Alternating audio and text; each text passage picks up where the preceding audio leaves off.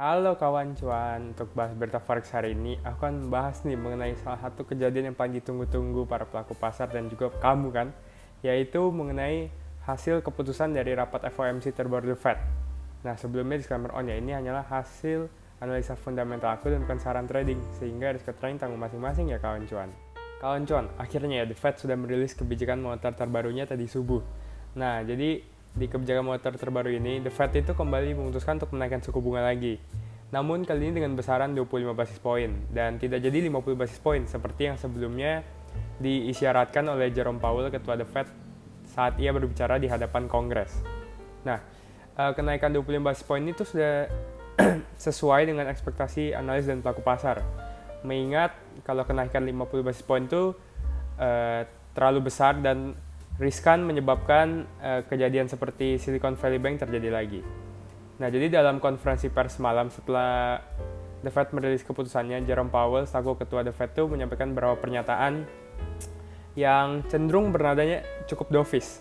Jadi yang pertama itu Powell mengatakan kalau sebelumnya, sebelum meeting ini tuh di saat mereka sedang membahas ingin melakukan aksi apa, terdapat pembahasan mengenai kemungkinan nih terjadinya jeda kenaikan suku bunga untuk meeting kali ini.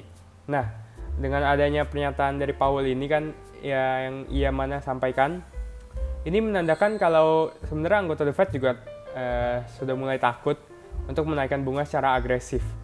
Nah, yang kedua itu Powell juga menyatakan kalau dot plot atau suku bunga akhir yang ingin dicapai oleh para pejabat The Fed itu masih sama dengan sebelumnya di 5,1%.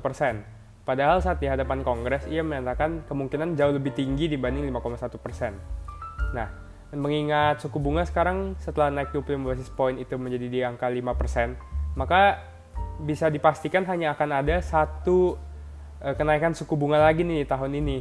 Jadi antara 10 basis point dari 5% ke 5,1% atau sebesar 25 basis point lagi.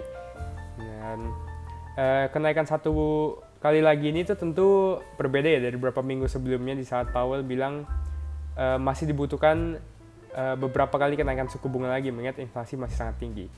Dan yang ketiga, Powell tuh juga menyampaikan kalau menurutnya stres di sektor perbankan ini dapat memicu terjadinya krisis kredit yang mana dapat menyebabkan ekonomi melemah melebihi prediksi para anggota The Fed di tahun ini. Nah, jadi kan ketiga pernyataan ini bisa kita lihat nadanya cukup dovish dan menandakan kalau The Fed nggak mau agresif naikin suku bunga lagi. Pernyataan Powell yang dovish ini tuh dapat memicu pelemahan lebih lagi untuk USD. Nah, itu prediksi aku ya, kawan cuan. Kalau menurut kamu bagaimana? Setuju atau enggak? Coba berikan pendapatmu di kolom komentar di bawah ini ya. Oh iya, jangan lupa juga untuk tekan tombol subscribe agar kamu tidak kelewatan episode bahas berita forex berikutnya.